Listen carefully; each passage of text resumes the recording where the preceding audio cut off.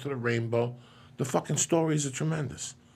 I did an interview with him on that show, and we both had a few drinks. He told me his chick kicked him out that night and was like, yeah, it's bad. I got to go to Europe right now to do this thing with the Snake Pit, which was his band. And so they said, his people say, listen, we're here to promote the Snake Pit album. Whatever you do, do not bring up Guns N' Roses. Do not bring up Guns N' Roses. And in my head, by the way, I've been drinking with the guy. So I'm not intimidated by the interview at all.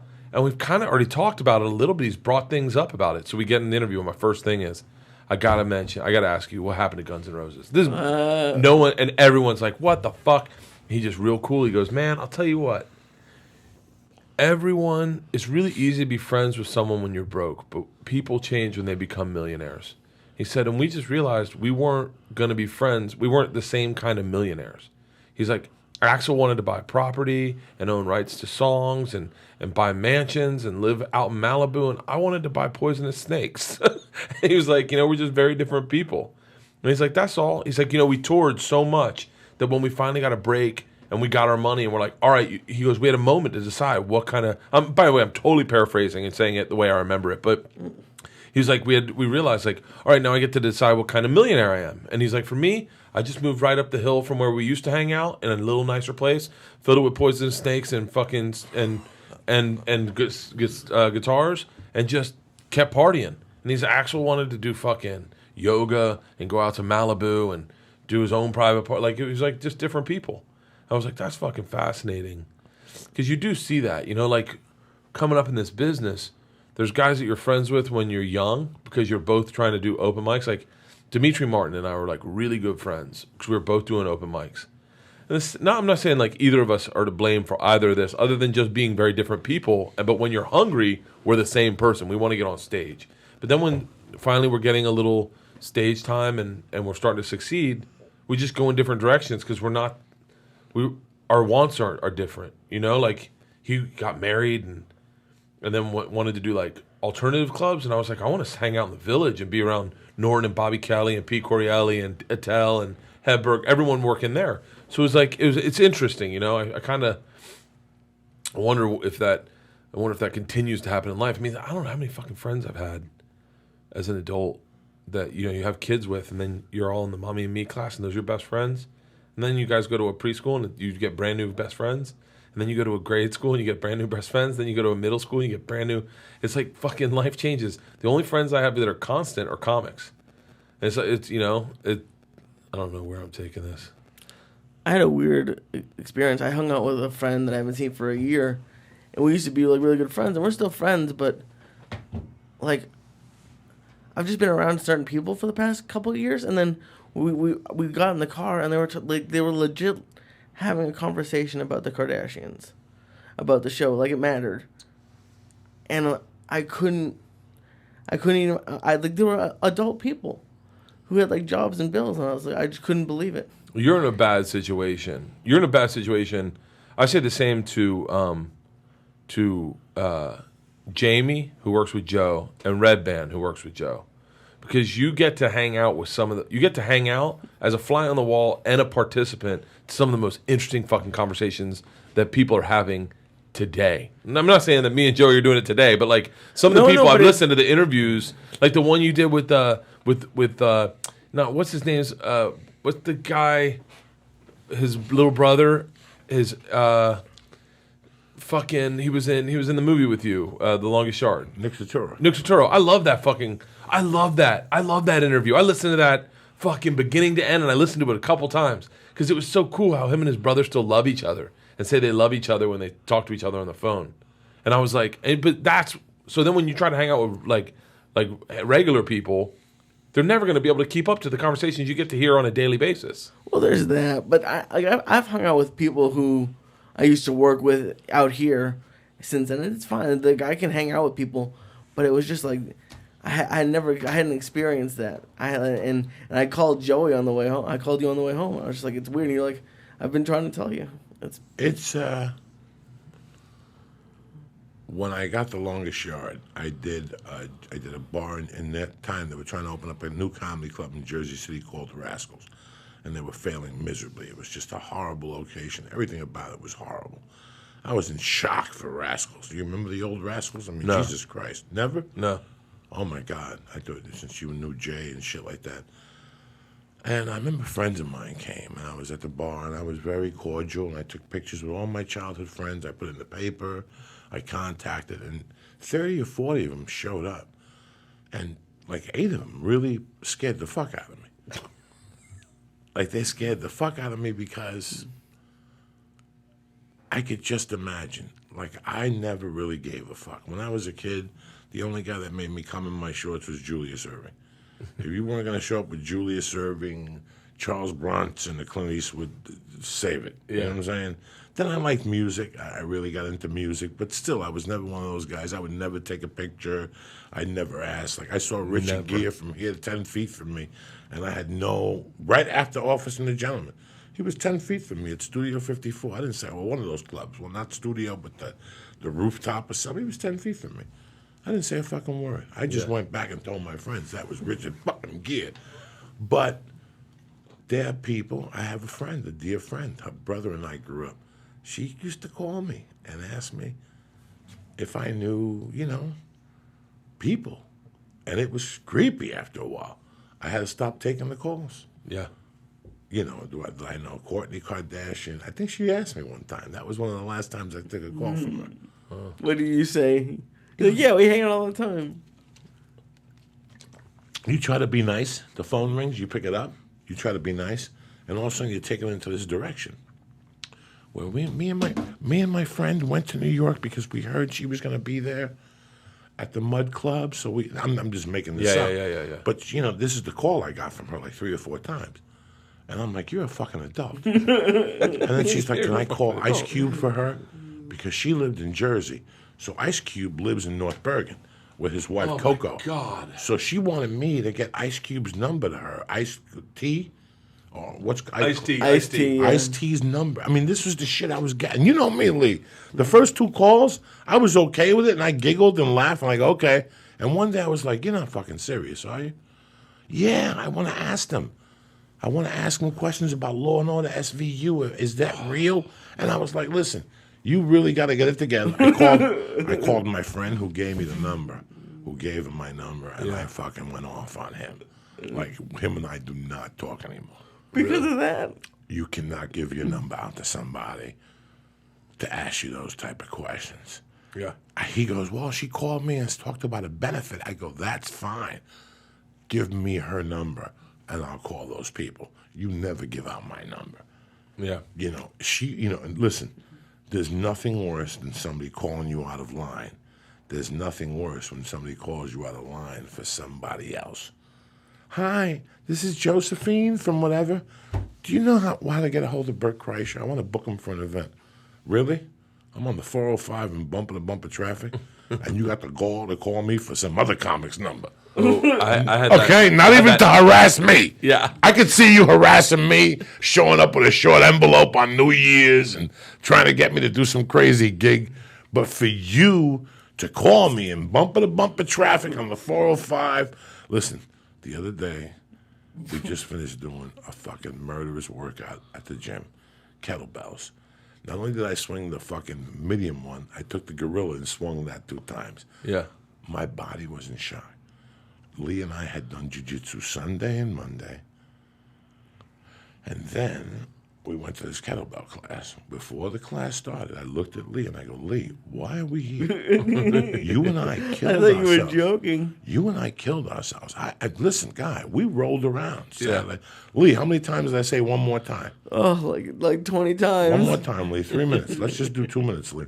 Wrestle with him 2 minutes. I'll take a breather because there's a young kid, Spencer.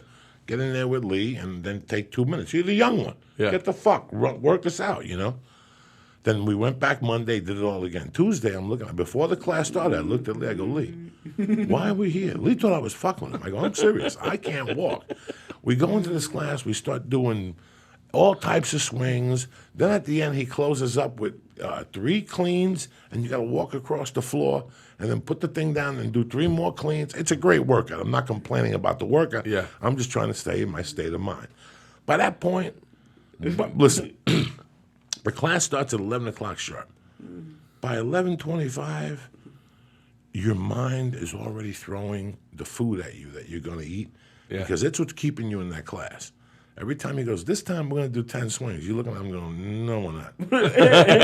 We're just going to do 2 swings, and I'm tapping out. I'm taking my wife, and I'm going to eat a steak. This is when the back, because every time you do a set of swings, the first thing you think about is the 9-inch, because all I'm thinking about in class is a 9-ounce, the prime rib lunch from Morton's. Yeah. In Burbank, it's $21.95. It's like 6 meals.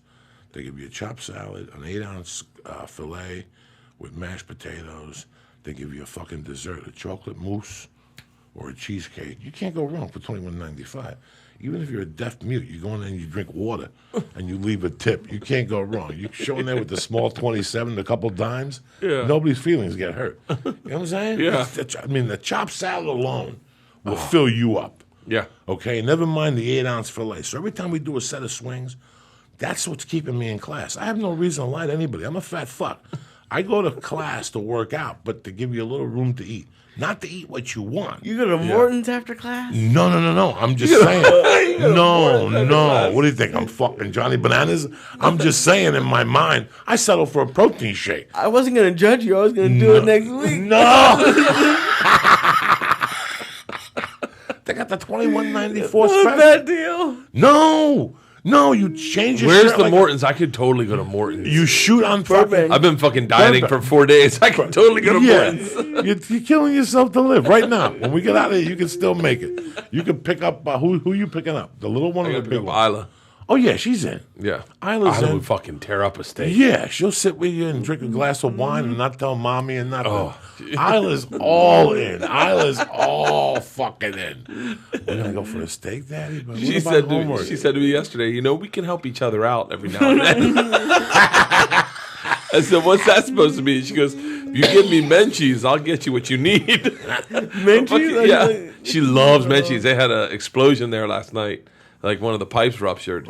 And so we went over to go to Menchie's, me and the girls, and they were closed. And Isla's like, I'm not putting up with it. And she just starts knocking on the door. And they're cleaning up, knocking on the door. And the guy comes to the door. And I'm like, are you guys closed? And he's like, well, we just don't have any toppings. And Isla's like, everybody in. Like starts pushing through the door. Everybody in. We can still get ice cream? I go, yeah. So we got it half off. It was great. Got pecan pie. I didn't get anything. But the girls murdered it. We can help each other. We can help each other out. Is she watching movies on her phone? She says things that I don't know if she gets them from places, because she says things that blow me away. Where you just go, where's that coming from? Like I told you, we were in Maui, and I got to fly to DC that afternoon, like at 2. So I'm leaving at noon. So I wake up, I'm in bed with Isla, and I roll over and I go, hey baby, it's like 6 a.m. Sun's coming up. I go, baby, let's go downstairs, get a coffee, and I'll get you a donut, and we'll go down, and we'll watch the sunrise, then we'll go snorkeling before anyone wakes up. And she goes, leave me alone. So I go, Isla. And now I'm like, oh no. Now I'm rolled over, and I got my head in her hip, like right between her hip and her ribs. I go, baby, wake up. Me and you go downstairs, get a coffee, get a donut, chocolate milk. We'll watch the sun come up, and then we'll go snorkeling. And Joey, I swear to you, she rolls over, looks at me, and she goes, you're tugging on a tiger's tail. And went back to bed. That's that fucking kid. She just, I go, in my head, like, I told you, I've told this joke a million times, but when she was a baby, she sat on my chest when I was waking up. Sat on my chest, woke me up, and goes, guess what's in my hand? And I was like, oh, now I'm fucking panicking. I'm like, I don't know. She goes, a punch in the mouth, and fucking hit me. And I remember saying to her, I was like, this is really important, Isla. I go, did you come up with that on your own? Because I'm going to tell that on stage tonight. And she was like, yeah. I just thought of it. It looks like a punch. Like if you put something in your hand, it could be a quarter or a punch. I was like, fuck, that brain. It's not, it's like, I say it, it's not like going to be useful to society in any way that will reap the benefits, but someone's going to reap the benefits of it with a fucking pistol on a table and a pound of coke. This is how you get rid of a body. That's Isla. You're tugging on a tiger's tail. Tugging on a tiger's tail. And she went right back to bed. Yeah, and she says to us like that when you fuck with her. She starts going, you're pushing a lot of buttons. One of them's going to be red. And you're like, what? I know. Dude, her brain works very differently. Now, don't get me wrong. She's dyslexic as fuck. She's getting her ass handed to her in school. Like, I mean, every year we're like, is she going to the next grade? Because she has a really hard time in school. Can't read barely at all. Like, but the truth is, man, her brain just sees the world very differently. And she's so funny. I mean, they were trying to do Yo Mama jokes, and her rendition of Yo Mama jokes were so esoteric they didn't make sense anymore. Yo Mama's so poor, she has nuts in her purse every now and then because she wants to snack. And you're like, what? But her brain just, it spins out, you know? Like, it just has, I don't know, man. Now, G is a genius. George, yeah, fucking. G, you got no she's beefs perfect. with. She's perfect. A's, the homework, you know, to tell her what to do. Independent. She reads. Very nice. Very sweet. Oh, very sweet. Very loving. She's in honors classes. No drama. No drama. No drama. Gonna be a knockout. No boys yet. Nothing. Still believes in, like, Santa Claus. Like, I mean, the youngest 6th grader in the world still believes in Santa, still believes in the Tooth Fairy. That Willie, we hide a little elf on the shelf everywhere.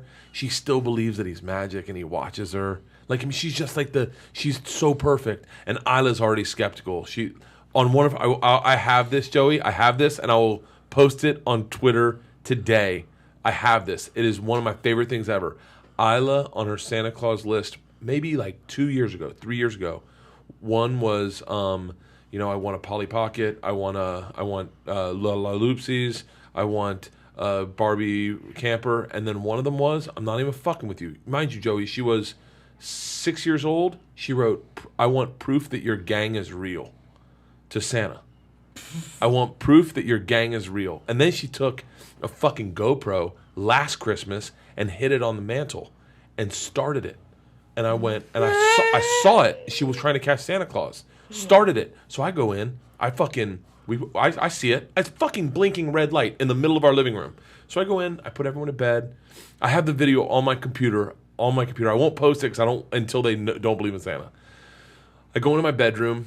I go to sleep. I don't go to sleep. I just sit there for like fucking 5 minutes. Lights out. Everyone waits. I just walk right back in. I have a white mitten on. I have the bells in my hand. I have a flashlight in my hand. I get underneath by the fireplace. I jump down and jingle the bells. Right. I flash the flashlight around. Priscilla doesn't move. She just sees it's me. Just stares. Puts her head back down. I reach my hand up with the mitten. I grab the GoPro. I turn it around, and then I turn on the lights, and I start walking around with bells and moving presents around. Then I take that and then I let it play all fucking night long.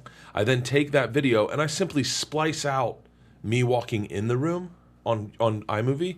I have fucking 40 minutes of video. I splice out me walking in the room, and then it just looks like the room just sat still. And all of a sudden, out of nowhere, Santa shows up at the end. And then the next day I go, guys, the GoPro's dead. And Isla's like, Dad, we got Santa.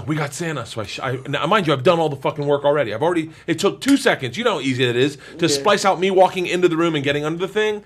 And I just take it and I fucking let it play out for the whole 30 minutes. Like 30, 45 minutes. I let it watch the whole thing, and they're like, I don't see it. Fast forward. I'm like, all right, I'm fast forwarding. All of a sudden, they see Santa, and Isla's like, holy shit. They see the glove come up. They see it turn around. And Georgia starts looking at me like, mind you, I thought she'd stop believing. She started looking at me like she found Jesus. Like, holy shit, like, Santa's fucking real. And I was like, I don't know what to tell you guys. My dad looks at me, he's like, I think you're fucking your kids up. But yeah, man, they still fucking believe. I love the fun of being a parent. Like, when they're still young and they're not broken yet. They're not fucking doing drugs. I mean, at sixth grade, I was 1 year off from drinking in sixth grade. I drank in seventh grade was the first time I drank.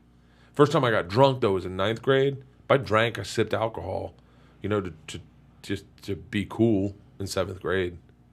You look at them, I look at my 3-year-old, and her spirit is still alive. Like, yeah. You know, she hasn't bumped into life yet. She hasn't got hit at school yet.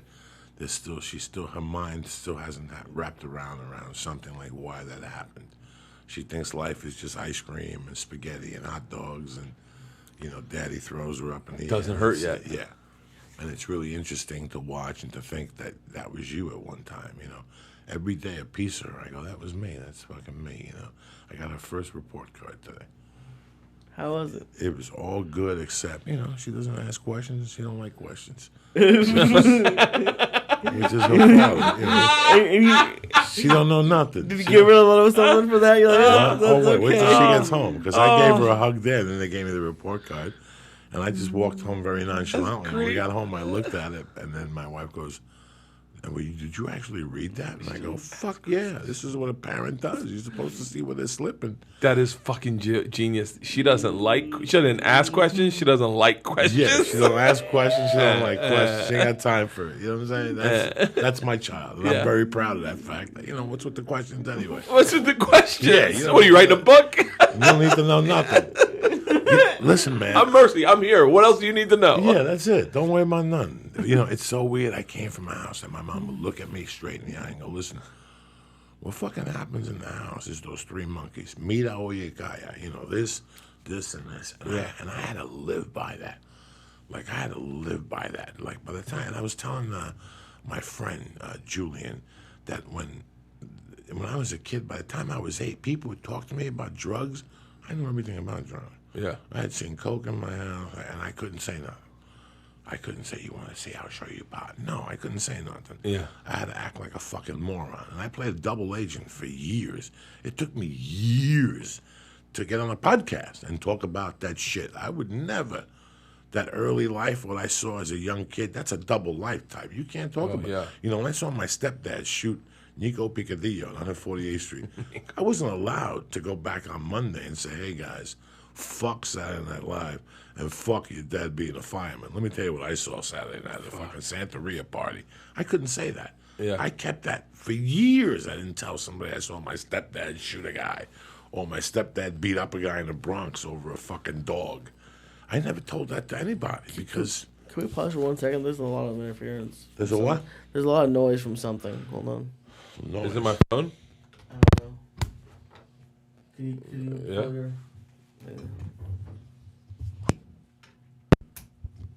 Sounds good. All right, there we go. Thanks. Sounds better? Yep. Are we back? Yep. Okay. What time is it? I'm not late yet, am I? 1:20. Oh, I'm fine. I'm fine. We got fucking tons of time, but I had to talk to you guys about something. I spoke to Lee about it. This is fucking crazy. When I was young, when I got left back and all that in the 6th and 7th grade, in the afternoons I became friends with this family. And I would go to their house. They were one of many families. And they were really nice people. They were Spanish. And I go over and they had 2 girls and a boy. And we became friends. And one day my mom died, you know, and we were all good friends. And they came up to me at the wake and they were like, listen, man, just so you know, we'd like for you to be raised in the Cuban tradition. If you'd like, move in with us, you know. And I continued to go over there, even though I didn't move in with them. I continued to go over there and visit with them and talk with them. And, you know, and by 82, one day, I just knew they had money in the house. And I walked in the back door and just took some money from the house, you know. And I did it a couple times. And I think they knew it was me, you know. They had a back door and they had 3 kids. And they always knew that you could walk in the back door, you know. And I felt guilty. I saw them out one night, and I could see the way they were looking at me. They were a little angry at me. And then life moved on, and I came out of here, and I never really thought about it. I felt bad, you know. And one day I went to the comedy show, and there they were.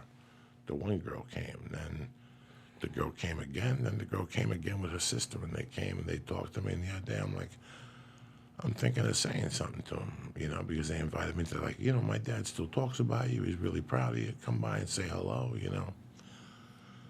And I was telling Lee, I don't know what to do. Well, fucking, I'm thinking about that, and bam, Thanksgiving comes, and I call my buddy in Jersey, who was my roommate in Boulder, while I was waiting to get sentenced. So here I am, living with George. I get in trouble for kidnapping, okay? I get out. I go to county jail for a month to get bailed out. I get bailed out. Me and George stay in that apartment. Like a week later, we get robbed. We get fucking robbed, like just robbed. Our apartment gets robbed. In Boulder? In Boulder. We lose the TV, the VCR, the stereo. They took shit from our room. Okay. Then, about a week later, I slit my arm open, okay, with a dish. Oh. And I didn't get stitches. I passed out. I slept for fucking 2 days. I got up and I bandaged it up and I put vitamin E on it and the scar went away and I lived to tell us another story. I just had this run of bad luck. So it's March of 88 and I need a place to live. George wants to go home. He can't take it no more. He's tapped out. Machine guns, the place getting raided. You know, this is just a house of doom. Yeah. George wasn't used to that lifestyle.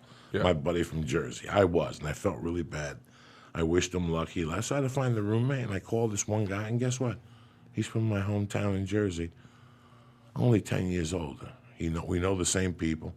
I moved in with him. He's great. I'm paying rent. I got a great bedroom. I got the side of the house. But I see this guy's up all night, and he does sniffles, and people come over at all hours of the night. I know what this guy's doing. Yeah. Well, guess what? I bump into his stash. I'm lifting weights in the garage, and I'm looking at these paint cans. And I'm like, why does this guy have so many paint cans? And I go open the paint cans. They all fill with ounces and 2-3 ounces of blow. Guy would get like a pound every 2 weeks from this Mexican dude that his parents had a gym in a part of Mexico. And this is where they had steroids, and this is where Stallone would take people to prepare them for Rockies and all his Rambo movies. And this is where this is in the 80s, where Stallone would go, Guadalajara, I don't even know. The real pretty one. The guy's parents had a gym, but their real business was cocaine. Yeah. And this guy would drop it off once a month, and he'd have the cash in the paint cans. I never touched his cash. I always took a little bit of coke, like a gram. Some nights I'd take 5 grams. Some nights I'd take a half ounce. A gram. I always felt fucking guilty, but he was freebasing, so he wouldn't know how much he really did. Oh, yeah. He would tell me a week later, Jesus Christ, last week I woke up, I did 40 grams. That can't be. That's because I had taken 7 of them, Last night I did 40 grams. You think I'm kidding you? Yeah. 30 years ago, in 87, this guy told me that he used to take a hit of freebase, and blood would come out of his ass. So anyway, to tell you a long story short, I talked to him Thursday, and he tells me that he had a heart attack. Can you believe this? I'm shocked he's still alive. Right, but was it immediately when he snorts it, a little bit of blood comes out of his ass. So he's telling me how he went to he had a heart attack. He went to the doctor, and they found out he had cancer.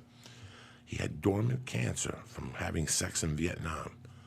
It's a type of sex disease that goes into your body, and it sits dormant. And from him smoking, it activated. He didn't get the cancer from smoking. It went to his throat, but they got it out in time. And I go, how'd you know you had it? He goes, I was spitting blood, pure blood. I was just spitting it from time to time. And listen, guys, I could tell you 1,000 stories. This guy was a sweetheart. In fact, at my wedding, he came over to me and goes, there's something I really got to ask you. This guy's fucked up. Yeah. And he goes, there's something I really got to ask you. I go, what's that? He goes, was it you that was taking my cocaine? Yeah. And I go, no, it wasn't. I lied to his face. It's your wedding day. You deserve it. Listen, let me tell you something. I was really embarrassed about having to lie to a good friend of mine. Yeah. And it always ate away at me. You know what? Every time I go to Jersey, sometimes we hook up. We just got a Cuban sandwich. He's a good guy, and he's a smart guy. And I came in here Friday, and I told Lee, Lee, it's eating me alive. I don't know what to do.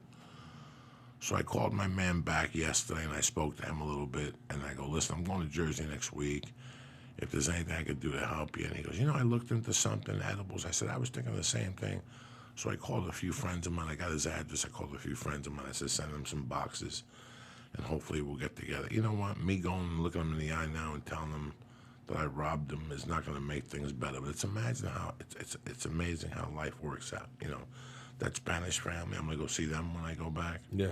And the Spanish family, I'm still tempted to say, hey, without saying what I need to say here, I'm sorry. And you guys know why I'm sorry. Yeah. Why open up a can of fucking worms? I still remember one morning just being in a coma. One Friday morning, like just waking up fucked up in the night before. And one of my friends knocking on the glass where I was living. And me looking over, we were living in a basement apartment. Me and him had beds on the floor, like animals.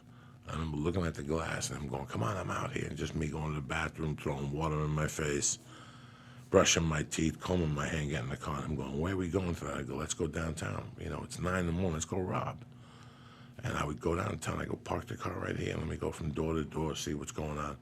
And one day just going, you know what, give me a ride by these people's house. And I'm going around the back. The door was open. I still remember the exact day. And I'm going in the house, going in like this living room, and they had one of those beers from a German fest. Yeah. You ever see those mugs? A Stein. A Stein that you open up the top. It's got There's a lid. Fucking yeah. And something just attracted me to the Stein. went in there and I stuck my hand in there and I took out $450. In my world at that time, it was like $10,000 fucking dollars. I ran downstairs. It was maybe 10 to 10. And I made this kid take me to 135th and Amsterdam to some fucking Colombians who had a disco in a basement and who had chickens. And they had a DJ booth. And they would play music. And these fucking immigrants would sit there dancing like to rap music. Black people everywhere looking at the people. And they just don't care. It was hysterical. Yeah. And I'd go in there at 2 PM to buy fucking 8 balls. And these people would be discoing. Do you understand me, what I'm telling you guys? That I would go in there at 2 PM, and then without exaggerating, they'd be 20 to 30 people on the dance floor, already dancing, drinking at the bar, snorting blow.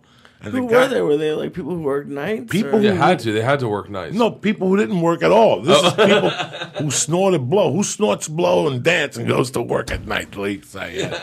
You barely got up at 5 PM. You got to be at work at 7. You're not going to get up at 12, go do blow, drink, and then, oh, you know what? I got to go to work now. The cocaine is gone. Fuck no. Sober. These people didn't work. These were people who we had, they were like street dealers. You know those scenes in movies where it's 2 PM, there's 3 chicks sitting there doing their fingers, and they're all hotted up, waiting for the guys to tell them to suck their dick. What are you doing in the room? Why are you here?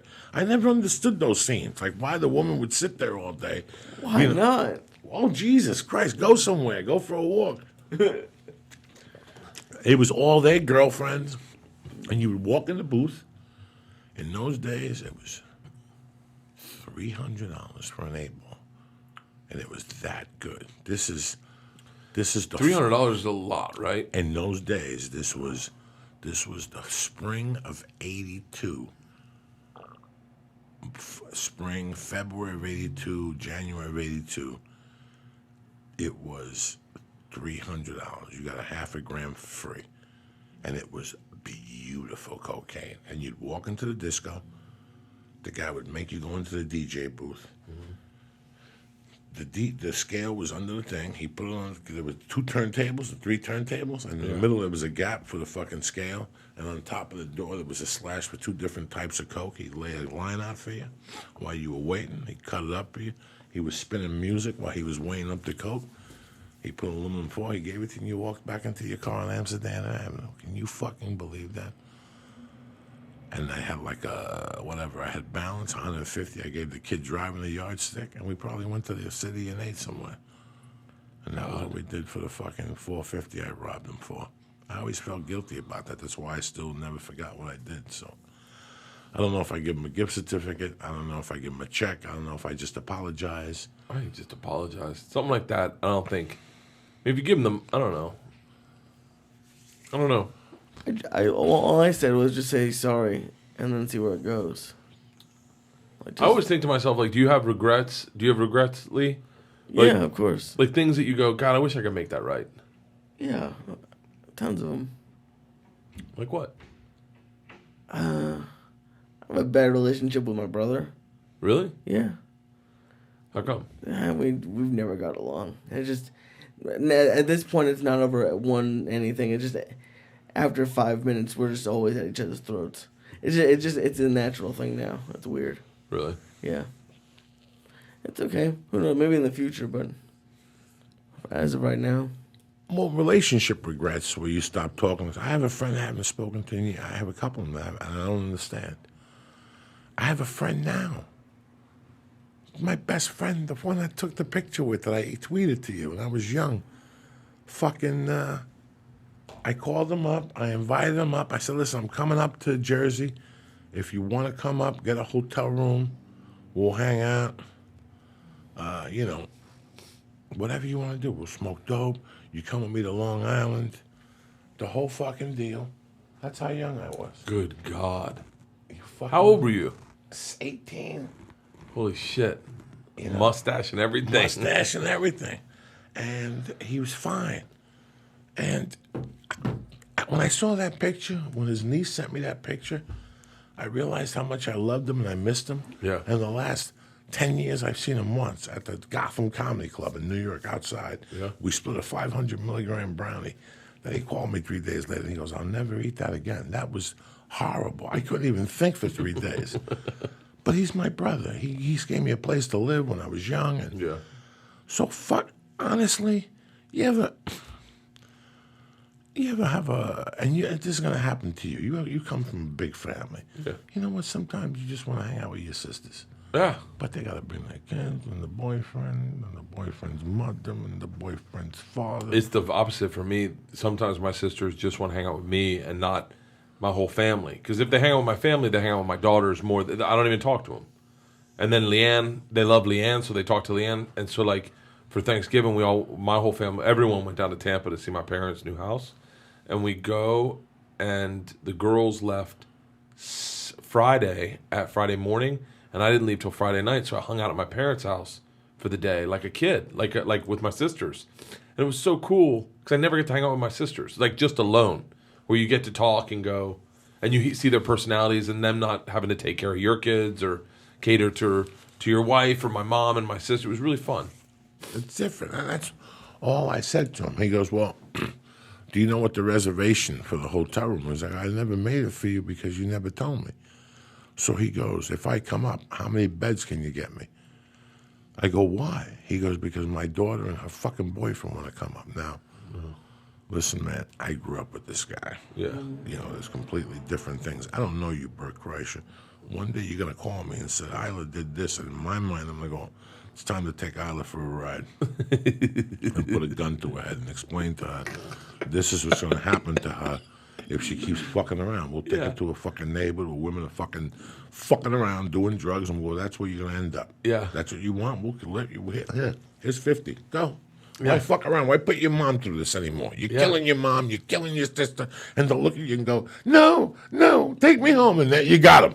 You got them. Sometimes you got to take kids to the murky fucking waters. Sometimes you got to take them to the murky waters and go, this is what you want. You want to kill me? Here. You want 50, right? I'll tell you what. I'll give you 500. Don't come back. I'll tell your mom that you just left with the dog. And they'll just look at you. They'll just look at you. Sometimes you got to take a kid and go, this is what you want? Look at that girl. Is that what you want to do with your life? It's going to happen. I can tell you two things. I'm sorry, Bert. Or I can say, look, I love you, Bert. It's time to take her for a ride. Yeah. And, we'll smack her around. We'll take her to a fucking yum-yum house and tie her up and let her see what... She loves yum-yums. She loves yum-yum donuts. Oh, everybody does. Who doesn't love yum-yum donuts? Leah's the customer of the month. She loves yum-yum donuts. Did you see him? They put a picture of Lee running out with a box of yum-yum donuts out of this fucking thing. I haven't gotten a yum-yum donut in Since months. Thanksgiving. And then you... No, it wasn't me, cocksucker. He had the bright idea to have donuts on Thanksgiving before Jiu-Jitsu. So I went, and that's the only time I got recognized with 2 boxes of donuts. 2 boxes of yum-yum donuts. And Mexican people recognized him, put his picture on Telemundo and shit. And I keep talking about being healthy, and I have 2 dozen donuts, and this guy's like, hey. I was like, oh. I had 2 of those coconut donuts at Jiu-Jitsu. And that night I'm sitting there, it's 1 a.m, I'm high than fuck. Listen, once I break midnight, I just go deeper than deep. I just start eating everything that's around me. I go on the balcony and smoke. And I just sit there and watch fucking whatever's on TV. Oh my God, and I went in the kitchen and on top of the baby chair was the box of donuts. I opened it up and there was 2 chocolate coconuts. I picked them both up with 1 finger. I had 2 chocolate, and I fucking ate them both. I got you 4 of them. No, I don't know. I didn't know what to do for a few days, whether I apologize to these people. Yeah. So what I'm going to do is I told my friend in Jersey I would hook him up, and I called 3 manufacturers, one of them being Goomies, and they're going to help him out and send them a bunch of shit today. They're like, we'll double fucking send them. I said, just bill me. Just get it over to the guy. He's in pain. He's got the fucking cancer. The other people, I don't know how to apologize because I didn't know they'd be in my life at this point in the fucking game. Yeah. So it's kind of weird how life works out sometimes. Sometimes you do something 30 years earlier. I have a bunch of friends I don't talk to. I have a bunch of people I just stop talking to, and then you grow so much in the time that you're not talking to them that to talk to them now would seem. I mean, honestly, and I've thought about it. Like, do I reach out to people and that I feel like I don't have any real ill will towards, but I just don't speak to anymore. Right, yeah. But then I go, I've changed so much, and I don't know if I can be the person that I was when I was friends with him then. Well, who I was then was not who I am today. And so, What the fuck do you know? What do you mean? What do you know how much you changed? Give them the opportunity to decide. Yeah, but some of them I don't. If you feel sometimes that I made a few mistakes. Yeah. The worst thing about social media is we got a bold dose of reality. Everybody in this room got a bold dose of reality. Salute. Everybody in this room and people listen to the podcast got a cold dose of reality on Facebook. I think it was Facebook because we all contacted somebody we shouldn't. And then we even got them on the phone to make matters worse. And once we started talking to them, see, Lee, this hasn't happened to you yet. But it's happened to me. I've been out of high school for 30 fucking years. And how long have you been out of high school for? 20 years. 20 years. So now there's people that you bump into that you open a line of communication up with, and it's a fucking big mistake. Oh. Now I think of it twice before I say to them, hey, send me over your fucking number, because I have made so many mistakes thinking that was the same person I was friends with 20 years ago. Yeah. Their priorities changed. My priorities changed. Their fucking chi has weakened because, my chi has gotten weakened, so with different people. And now I'm trying to rekindle this friendship from 1981. He's a Buddhist. I don't get high no more. I had one guy that I loved growing up, and I saw him on Facebook, and I immediately reached out. And the last 10 years, he had lived in Long Beach. And it was crazy. And then he brought up a situation.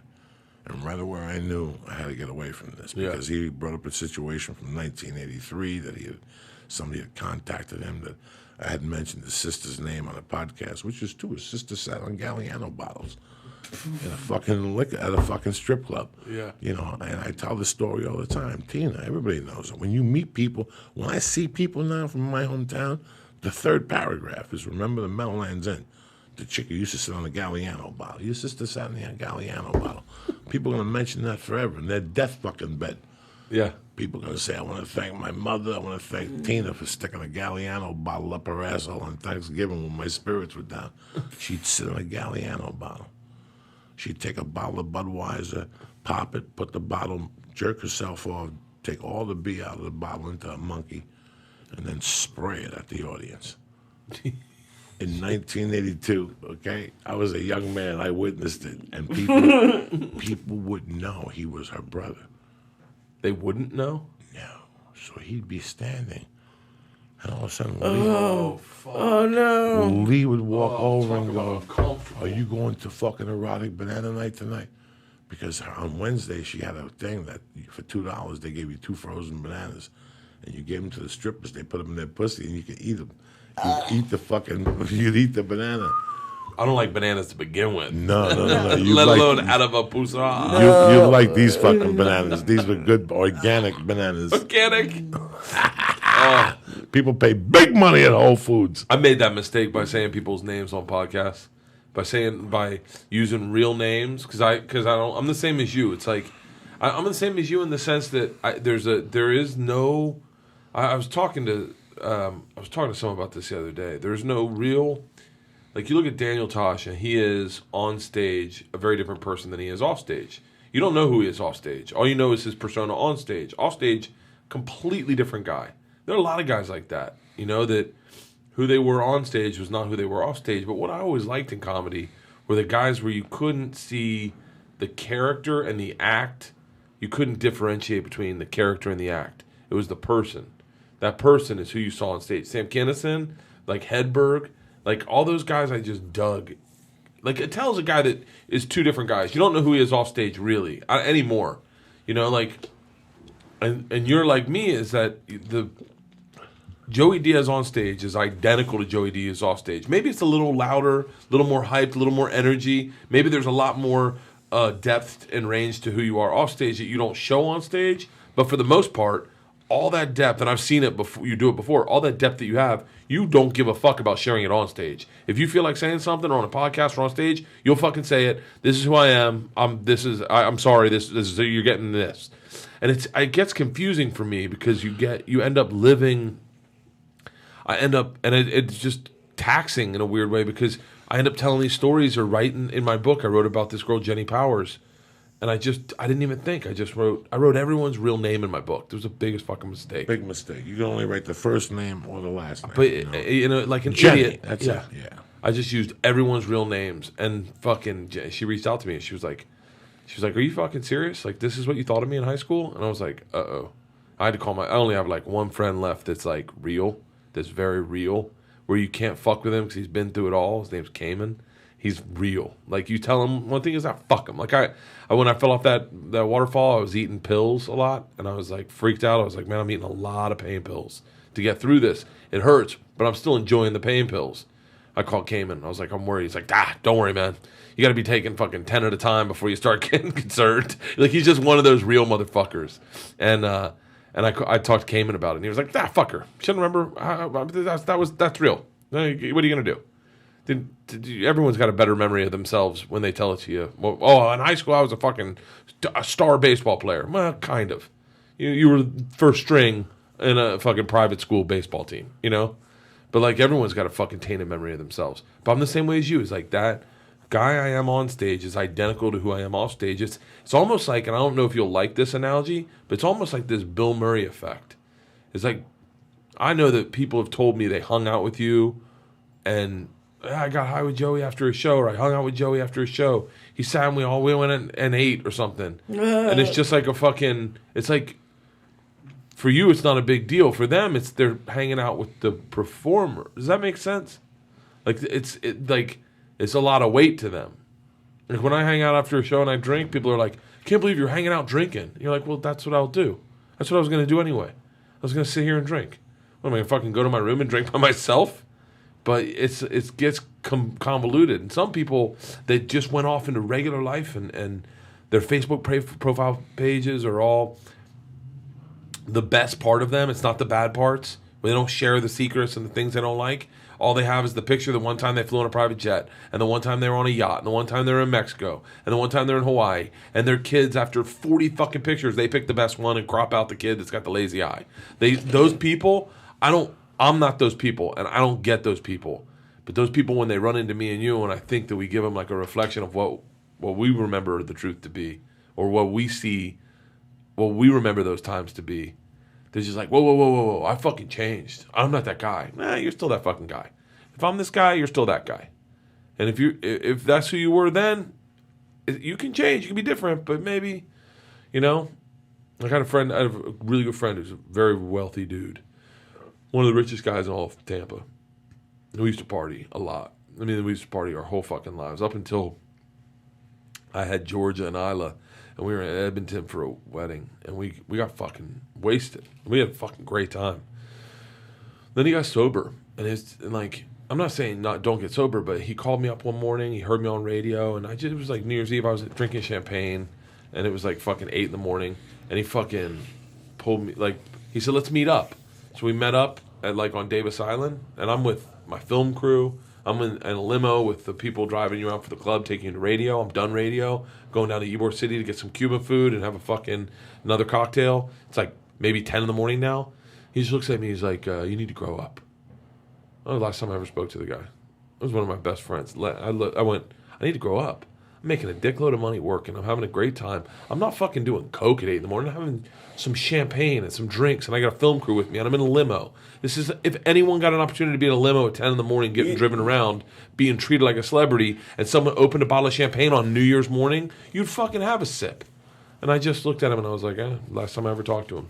There's nothing worse than the people who stop getting high, who get pissed at people, who get high. Yeah. Listen, I don't do coke no more. It's 8 years. I don't want to do it. I don't want to hang out in a car with somebody. I can't imagine getting pulled over and you got an 8-ball on you, and now I got to do time because of you. And I got to go tell my wife. My wife's going to look at me and go, I thought you, whatever. People who listen to the podcast are going to go, whatever. So, but I don't get mad when people do it. Right. You want to come to a show and get fucking blasted. As long as you shut the fuck up, I would never, ever at all. It's those idiots that don't get high and judge people. They drive me up a fucking wall. And they use it. It's who they are now. Like, I've been clean and sober. Who gives a fuck? Before that, you were sucking dick like everybody else in the fucking room. Yeah. So go fuck yourself. Who gives a fuck? There's too many of those people here. Yes, I used to do drugs. So did everybody else. Big fucking deal. So did everybody else. Guns N' Roses, the Eagles. There's a big thing going on with the Eagles right now that they're doing something they're not inviting. Not inviting three of the guys. Three of the guys. Yeah. Let me tell you what happened to the Eagles. They grew up. They realized this was a business. Don Henley and Glenn Fry realized this is a business. And listen, we were broken up for 20 years. Yeah, that's fine. But guess what? Me and him had #1 selling songs, and we acted, and we did movies, and we did all this. So we kept the Eagles alive. Now Lee wants to walk in here and get 30% that's coming to him. I can't give it to you, Lee. You've been living on Laurel Canyon, telling people you hung out with Tom Petty when you were a kid. I've been out there doing it. So they threw out Don Felder. That's the only one that bothers me. Really? The other two, they were there for They're 1 or 2 keeping hours. Joe Walsh, right? Well, yeah, Joe Walsh was gotta always an keep Joe employee. Walsh. It's not fair. Yeah. Joe Walsh showed up later. Don Felder wrote Hotel California. Really? Yeah, but what happened with Don Felder, he's one of these guys that he didn't need much. Don Felder didn't need much. Don Felder's, okay, just to make it simple, the Kardashians hang out with a dude that has brown hair, and he's married to a chick with blonde hair. That's Don Felder's daughter. Don Felder has been on the Kardashians before. Really? Yes. Is he rich? Well, he didn't need for much, but he still partied. So when they had that big sponsor, that big tour in '99, when they made the comeback and it was $250 a fucking ticket, he had to sign paperwork that he was an employee. And they're like, what are you talking about? I was there from the beginning. He showed up like, hey, guys, here's the blondes and the booze. And they looked at him. They all had suits on and haircuts. And they were like, no, we don't even talk to each other. We just play as a band now. Same thing happened to the Beach Boys. I got really into the Beach Boys like a couple weeks ago. A couple months ago, after I saw that movie Love and Mercy with Paul Dano. Fucking great movie. But man, the Beach Boys now, I think they're all employees. Like Mike Love does his own Beach Boys tour. Brian Wilson's got his own. Like it's bizarre, and they're family. They're cousins. It's very interesting. You said something. I had a conversation with Slash that was very interesting, and it's true with comedy. I bumped into him one weekend. I was flat broke. I was opening for Joe at the Riviera. They paid $100 a set. It was the midnight show. Sharippa gave you a card to eat with the employees, roast beef with teeth marks in it, and, bread with oh my God, with teeth marks in it. Little muffins with fingerprints in them, like Yeah. the people, they put their finger through them. It was a horrible experience. And I walked around the casino. I had no weed. Joe didn't smoke then. Joe would get pissed at you if you smoked then. This is '99. Holy shit. And I see Slash. I saw him at Burbank Airport, and then now I saw him at the casino earlier. And now there he is just walking around at 1:30 in the morning. And I went up to him. I introduced myself. I met you at the room on Sunset. Ahmed ran a room then. Dublin's. Before Dublin's. What was it before? The Union. Okay. It was the Union. It was first opened by Ahmed and the movie star's girlfriend. What's the movie star Ahmed was roommates with? Vince Vaughn. Vince Vaughn's earlier girlfriend, a mulatto girl that had a lot of hair on her back. She was cute as fuck, but she had tons of hair Bringing on her it back. Oh my mulatto God. girl had tons of hair on her back. She was like a werewolf and shit. I used to look at her and go, how much hair could she possibly have in a monkey? It's like a fucking bald head. I mean, she was cute. So they used to book it. But to make a long story short, I introduced myself. And again, I said to him, what really happened to Guns N' Roses? And he asked me if I was broke. And I said, yes. And he goes, you work hard? Yes. These are going to be the best times of your life. He goes, wait till you're getting letters from lawyers telling you what you can and can't say on stage. That's when this changes. That's when this really changes. That's when people don't justify the work they did. In his case, he got a check in the mail, and he freaked out. He hired like a psychic. When I first moved to L.A. in January '97, the second celebrity I saw was Axl Rose at Gorky Park. Gorky Park. Gorky Park is a Russian park. Oh, wait, there was a movie called Gorky Park. I know that. Gorky Park is a park on Fountain Boulevard. Over in Hollywood where they play chess. The old Where Russian they men play play chess, chess. and there's a farmer's market on Mondays and Tuesdays. Yes. Okay. Big swing sets. We used to do the girls' birthdays there. It's on Gorky. It's on down the block from the Guitar Center. Yeah. Right there. Right down the block from the Guitar. Me and Josh Wolf lived in that building there. And then over is Gardner. Over is where Mitch Hedberg lived with Nick DiPaolo. And then over is Curson. But right there. That used to, when we first moved here, they sold nickel bags of weed there, the Russians, in the back of the park. Big swings back there. Yeah, yes, big in the swings. in the back. Big swings. Big park. Well, one day I'm walking out, and there's Axl Rose and like the Dodge Viper. Oh, yeah. Remember the old Dodge? I remember the Dodge Viper. Like a yellow one, like it stuck out like a fucking, like a black dude in Nashville. Like he just stuck out, Jack. Let me give some shout outs and we'll get you out of here. Yeah, I gotta go get Isla. Oh, hey, this weekend I'm at the Irvine Improv. Are you this weekend? Yeah, this Thursday, weekend. Friday, Saturday? No, Friday, Saturday, Sunday. Oh, beautiful. That's a nice Friday, weekend Saturday, to be Sunday. there. And then what other dates you have? That's it. I start up in January, and I'm on tour until June. So go to bertcast.com. Check out my vlog on my YouTube page. I'm doing them. Trying to do them daily or bi-daily, twice a week, 3 times a week. So go to my YouTube channel, subscribe, and then check out my podcast. Joey, we're going to do a two-parter. Joey's going to come on next week, and we'll do it. Well, after I go to Jersey, I'm going to see these two people. Yeah. I'm going to see what happens and see And we'll how talk I about react to this. them. We'll talk about this. We'll continue it. Let me give 100 p.m., 1 p.m. Hebrew a shout-out. Marty, 101 Hoster. Chris Arena, Leon Vega, my main man holding it down in Spain. JT, always on there fucking around. Kruski, Chris, Brendan, 19, Kruskill, Chris, Brendan Stuff, the main bastard, and Boston John. You all get shout out. This Saturday, I will be at Governor's in Long Motherfucking Island, bitches. And then December 17th, St. Lazaro's birthday, I will be at the American Comedy Club in San Diego. Lee will not be there. He will be in a Love Shack, tying Mama up, getting her beaten about Atlanta. What's her name? About who? What's the singer she likes? Lana Del Rey. Lana Del Rey, telling you about her feelings on Lana Del Rey and what it means to her when she hears those songs. That sounds like a And you got to sit there and take that ear beat until you finally say, listen, what's going on with that dick sucking you had in mind? Because for fucking, I got to get this cabin fucking rocking and shit. But you sit there and you probably sit in the cabin and text with her. No, I had text with the cabin. You got to text her, come on over here and sniff this fucking Jew nutsack. Oh my god.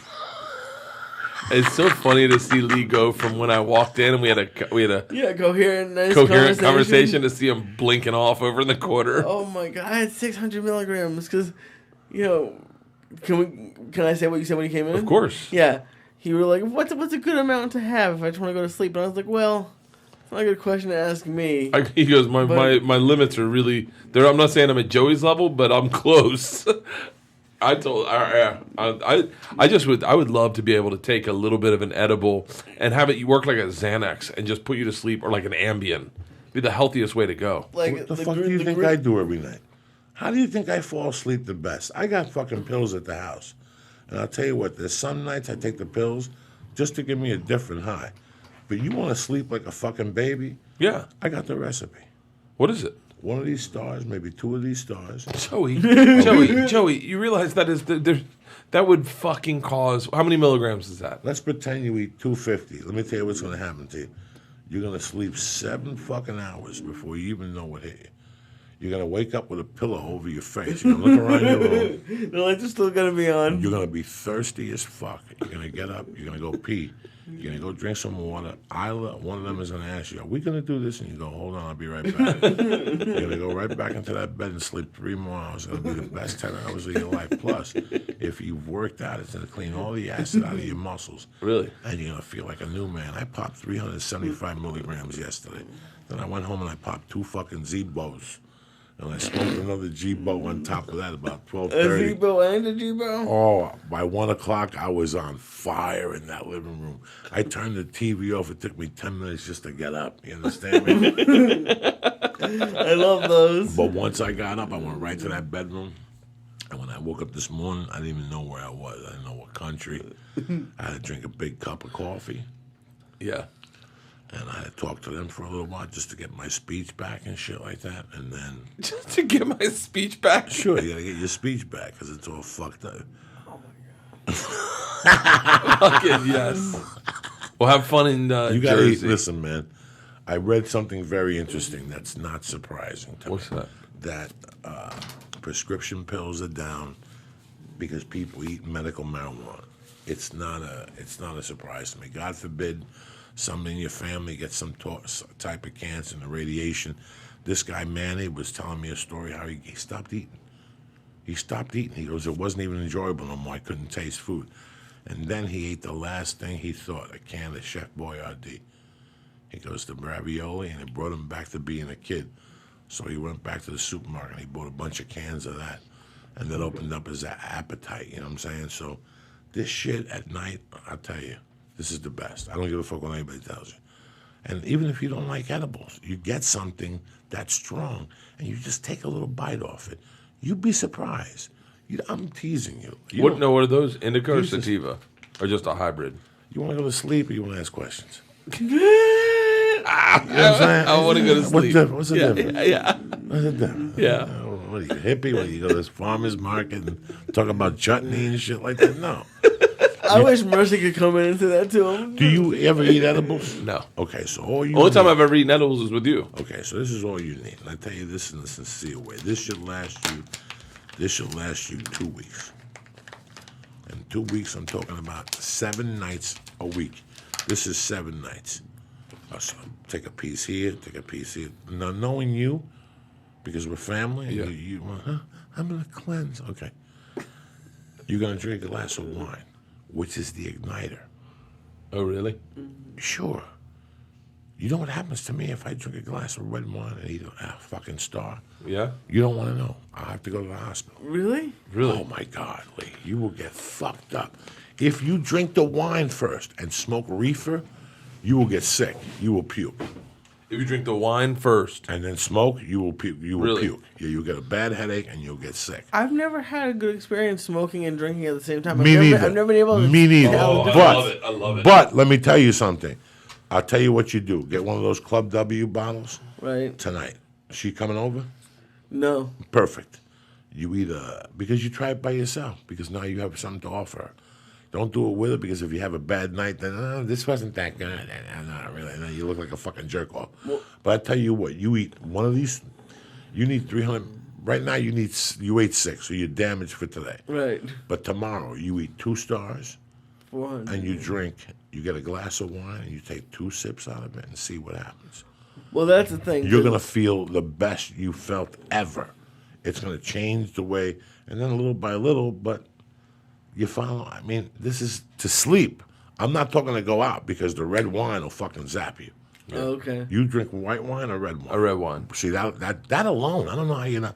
A glass of red wine is one of the healthy. If you take care of your body, Yeah. drink red wine, and fucking take time to make something that day with garlic in it, you will live to be 100.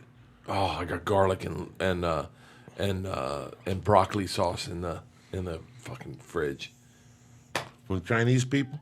No. I made it. I made Okay. like roasted it. Then I'm it's trying to be good. healthy this month. Yeah, no. So if you chop that garlic up and you drink a little bit of red wine at night, Yeah. now listen, people will differ with you. If you drink a bottle of red wine, that's a complete different situation.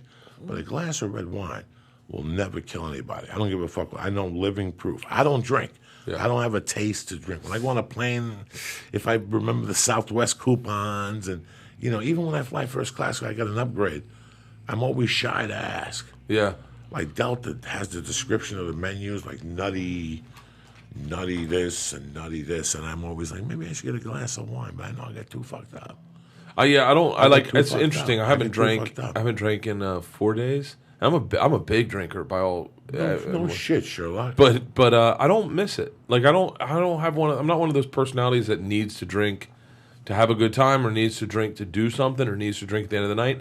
I'm more about rewarding myself with like fucking anything, just like fucking pizza. Like I'm about rewards. I want to reward myself. That's where I'm fucking. That's the interesting thing is when I get into these healthy modes, I find myself denying myself anything, and it's just odd. I have a question for you because I saw on your Twitter. How is the cauliflower pizza crust? Fucking amazing. Okay, come on, because Paula made that, and it's okay. It's not amazing. Did she?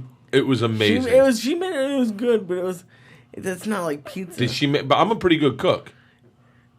She's pretty good. It tasted okay, but I was like, it's not. Well, first of all, I spiced it up. A lot of garlic on top. Okay. And then I used a good sauce on top. I used buffalo mozzarella, so I had like nice good mozzarella on top, and I fucking loved it. I'd have it again. The only problem is it's just no carbs. It's not healthy. There's a ton of cheese in there.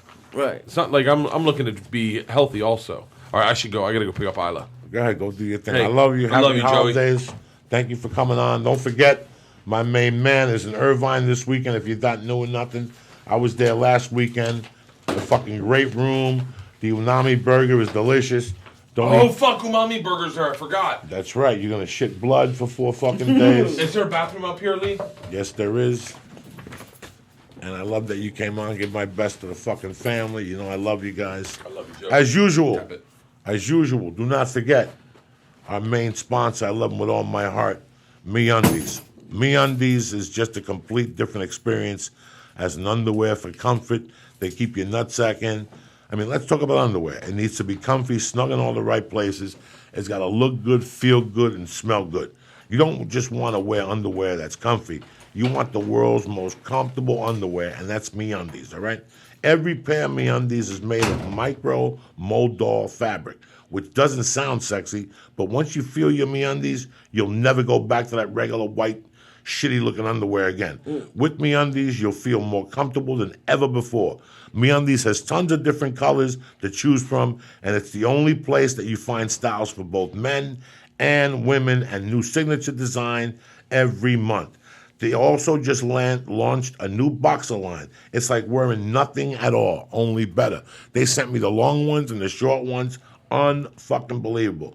With the holidays around the corner, MeUndies makes the perfect gift, okay? So trust me, these are not your parents' stocking stuffers. These are not your parents' stocking stuffers. Do me a favor, go to MeUndies.com/Joey right now. Get 20% off your first order, plus all orders in the U.S. and Canada, free, shipped. That's how they do it. MeUndies even has a money-back guarantee. If you don't love your first pair, you get to keep it and keep the refund, and they'll get a full refund. You literally have nothing to lose. Order before December 13th, and MeUndies will arrive in time for Christmas. That's December 13th, and MeUndies will arrive in time for Christmas. For 20% off your first order at world's most comfortable underwear, head to MeUndies.com/Joey right now. That's MeUndies.com/Joey right now. Number Joey, 2, peace. Stay black, brother. All right, Joey. Number 2, Onnit.com. My main Doom Coons. I love Onnit. Onnit does not play.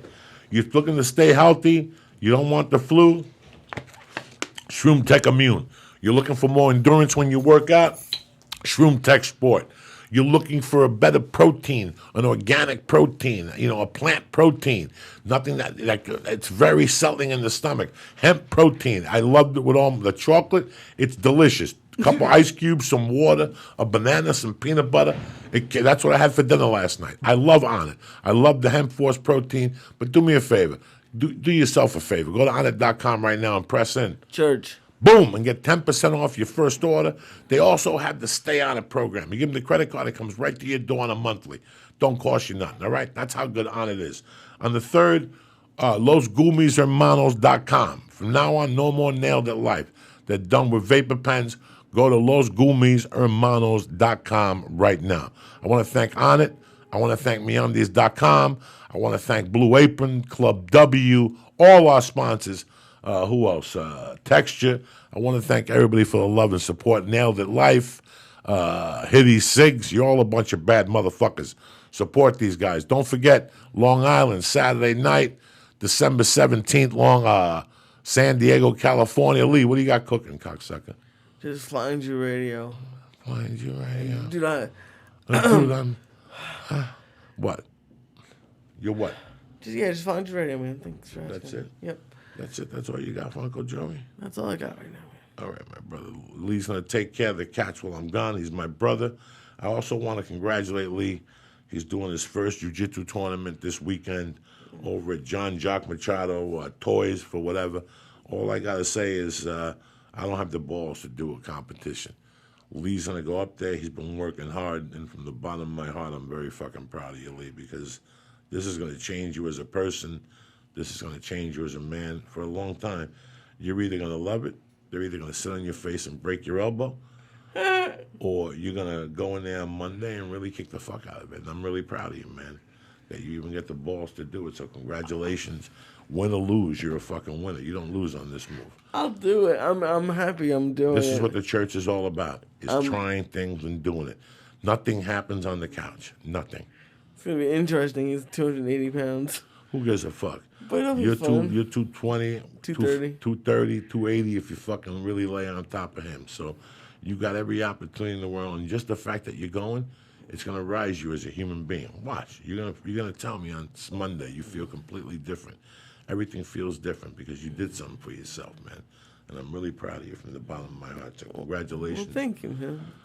For taking the move. And beside that, I love you motherfuckers with all my heart. I want to thank Bert Kreischer. I want to thank you guys for listening and for the support and for keeping Savage Dad at #1. I can't ask for anything else from you guys. Thank you very much. That's pretty crazy. You're helping me prove a point. So thank you. Have a great weekend. We'll be back we'll be back next Thursday, December 10th. I'm taking Monday and Wednesday off with the family, but I'll be periscoping you motherfuckers. So stay black. I love you. And we'll talk next week from New York.